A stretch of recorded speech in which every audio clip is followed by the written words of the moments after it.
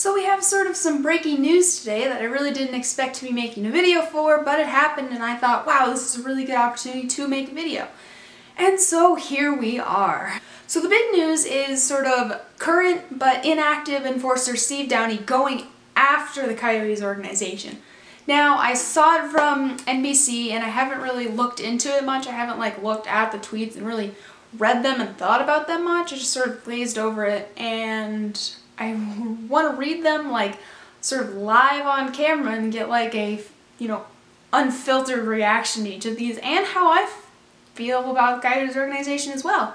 Because just from reading over it simply, I sort of feel like we have similar ideas, unfortunately, I guess. So this whole Twitter rant, which I'm going to read off my phone, started, 17 hours ago from right now, which is 4:29 where I am. So it starts off with the first tweet of, first shout out way, Max Domi, haha, what a punch.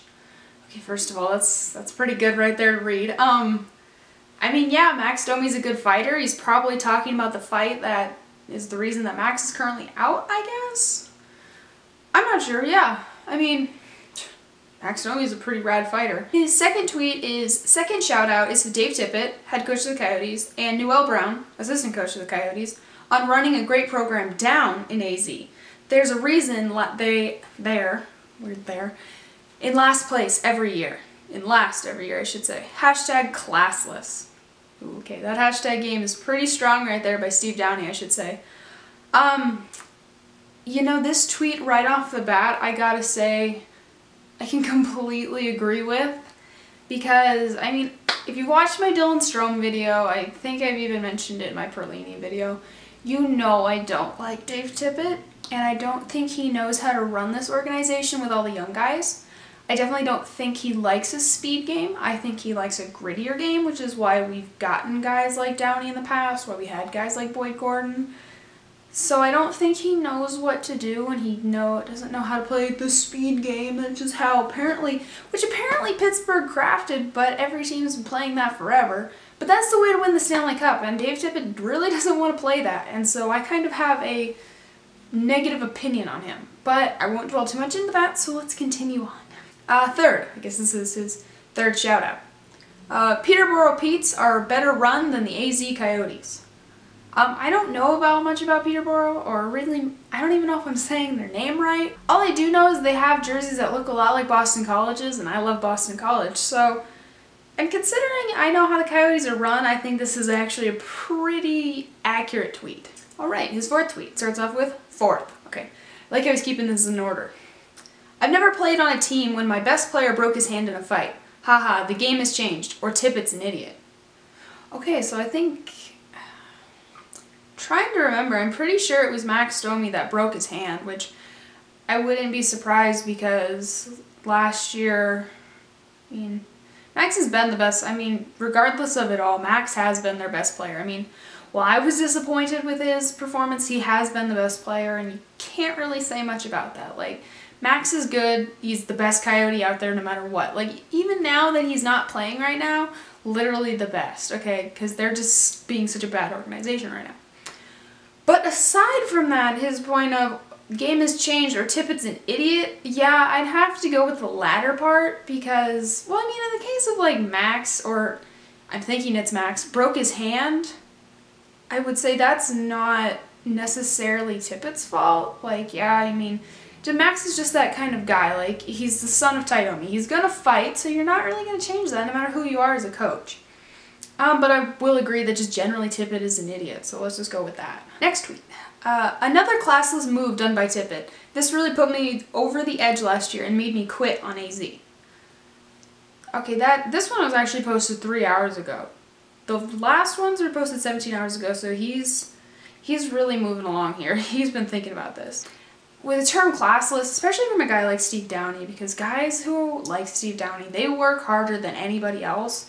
Especially when you read up on Downie's backstory. I mean, you hear that this kid has been through a lot, and you really start to feel for him. And he plays with just heart and soul like nobody else. I mean, maybe that's just coming from me, who watched him in Pittsburgh and Arizona, and I just think he's a really cool guy. But I think when guys like this speak up and say stuff like that, I mean, you know something's going down. because these guys aren't guys who are getting special treatment like the superstars are or anything like that. Like, they're working and they probably see the worst of the organization. Another thing is to hear that he quit on AZ. Like, that's a big deal. You don't have guys like, I mean, John Tavares has been abused by the Islanders after all these years. I mean, they have such struggles, and lots of times he's been the only one doing anything, and he doesn't even quit on them. Like, he still keeps working.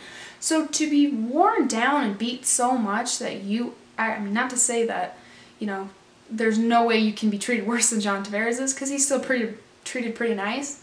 But to say that you have been beaten down so badly that you quit on a team, I mean, that's saying a lot.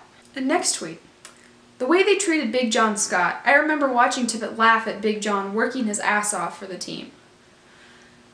That tweet personally really sickens me. I mean, I would never expect anything like that to be made up, for him to lie and just try to make Tippett look bad, because that's just really disgusting to think about if John was like working really hard, because I mean, John Scott's a great guy. He puts his soul into everything. So to think that he would be laughed at for doing that, that really doesn't sit well with me. And that shouldn't sit well really with anybody. Just going off of the last tweet, classless, again, third time mentioned.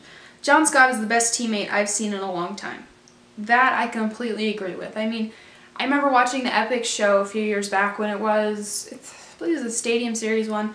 It was the Kings and the Sharks, and dude, John Scott was so great. I mean, everybody loved him. Like, I think that was like his second year there, and just everybody just loved him. Like, he was just a fun guy, and I mean, you just fall in love with him. Like, the first time he talks, you're like, oh, this dude's great. Like, he's just a character, and he's like somebody you'd want to have around. Ooh, here we go. My last game I played for the Coyotes, ... Dave the Man Tippett, ooh, that's good, didn't let me skate for 4 days, not even a morning skate. Wow, okay, first of all, I just don't think that's good management. Like, that's just not, I can't even, like, be necessarily, like, oh, that's a terrible human being. That's just, like, bad management. Like, why would you do that? Like, guys need to skate, guys need to practice. Even though there's controversy over a morning skate isn't needed on game days, I still think that's pretty lame. Then he randomly wants me in his lineup. ... effing classless. Again, I think that's the 4th time he said that. Yeah, I honestly don't like when guys are made scratches. I don't like the concept of having extra skaters or anything. It always hurts me because, especially like for the Roadrunners, for the first few games, I remember first couple games, like more than a few, I should say, probably several. They would list off the scratches, and they were just like this. They were like the same 6 guys, and I was like, why are these guys all scratched? Like, nobody was getting filtered through the lineup. No one was like, we weren't switching guys out. I mean, the poor kid Mayo. I want to see Mayo play, but he's never getting a chance. He's getting called up. He's getting scratched. He's getting thrown back down. It's a terrible situation. Like, I don't like scratches. So just to hear this, that like he's constantly a scratch and then he's just thrown into the lineup, like, what are you? Next one. Colin Campbell asked John Scott if his kids were going to be embarrassed that he is going to the All-Star game. What a joke. Yeah, I mean, there's nothing else to say about that. Then, what a joke. All one word. I mean, literally, what a joke. John gets mad at Colin and tells him off, then AZ trades him. Haha, who's the puppet? Yeah, that whole situation, I really didn't like that. I mean, there's nothing else to say other than that was a shady thing. I don't know what hand Don Maloney, former GM, had in that. I mean, obviously he had a big one. But I just wonder, like, who makes good point. Who was the puppet in that? Like, who orchestrated this trade, I wonder. Here we go. That's all for now. Merry Christmas to all. Which, it wasn't. I would also like to mention that Steve Downie made some comments about Christian Thomas, which, I mean, he's an AHLer, currently with the Hershey Bears, and I don't really know the circumstances in which he's talking about in his tweets. If I did, I would really love to elaborate on them. If anybody knows what's going on, please let me know, because I feel like this is a big deal. This is a big, especially because it's talking about season-ending injuries. I think this is quite a big deal, and I'm probably going to add a lot of dirt to what the Coyotes already have a lot of dirt on them. So if anybody knows, let me know. I'll continue looking into it and update this video if I get any updates on it and I figure out what's actually going on. So overall, Steve Downie had possibly some unpopular opinions to share with the world, but unfortunately, or fortunately, I mean, look at it whichever way you want to, I agree with, I guess, his overall arching opinion that Coyotes are not the best organization. Dave Tippett is an idiot of a coach. I will say it right now, and I'll say it out loud. I've been meaning to say it, and there it is. Dave Tippett is an idiot. I don't know him personally. I mean, I'm not to that point. I just, from what I've seen with his coaching style, and especially with the new guys coming into the lineup, it's just not good. He's not playing them efficiently. Like, let's talk about it. The fourth line a few nights ago was Christian Dvorak, which was a second-round pick. He's an incredible kid, been scoring like nuts in the OHL, was a captain of the Knights for a while, co-captain I should say, of the London Knights for a while after Max Domi left. He won the Memorial Cup with them. I mean, this kid is really, he's successful. You also had on that line Brendan Perlini, which, you know, just came from the Tucson Roadrunners, was lighting it up in the AHL, was, I believe, 12th overall a few years ago. I mean, either way, he was a first-round pick. Incredible kid, struggled a little bit in Niagara because, guess what? They had bad management and bad organization issues. But, I mean, he's doing great. I mean, he's only got his second goal, but, I mean, he's a good kid overall, plays very well. And you have Ryan White, which I don't know much about Ryan White other than he is your Steve Downie. He's your enforcer, he's your thug. Oh, would you look at that line of those three guys and tell me what's wrong with that? I mean, yeah, that'd make maybe a good second line. But a fourth line? Really, unarguably, Dvorak and Perlini, I would say personally, are the best ones that you have. And they're getting played on the fourth line. That means they're playing fourth line minutes. Fourth line minutes are considerably less than first line minutes, even if you're quote unquote rolling all four lines, which is my favorite cliche in the entire world. I mean, you have the fourth line to go clog up everywhere that the first line's gonna work, and then the first line to go around the outsides and not know what to do. So that's what you're doing when you're putting Perlini and Dvorak against these fourth line guys. They're brilliant kids, they know how to play, but they're not able to play in those circumstances because that's just not how their playing styles work. I mean, you can tell them to go forecheck and go tell them to be gritty and rough, but they're not gonna necessarily do it great. Just like you can tell a kid to go play defense, but they're not gonna do perfect at it. I mean, you just can't change these players to go do something else. You can't put a square peg in a round hole. That's just not how it works. You need to put the square peg in the square hole and the round peg in the round hole. That's what you need to do. You need to separate your superstars from your grinders, and you need to make sure that they're separate because they can't be really intertwined.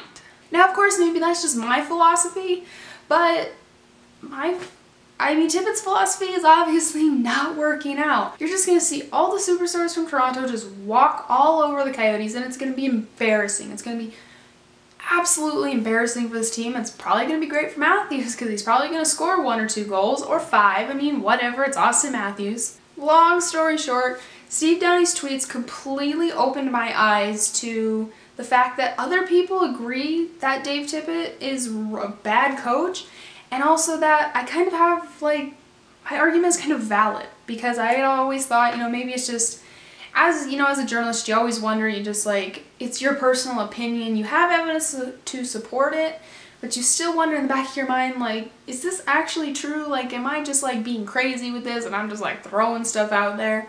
But no, like, there's actually evidence to support it, and I think that's rad, but terrible, because guess what?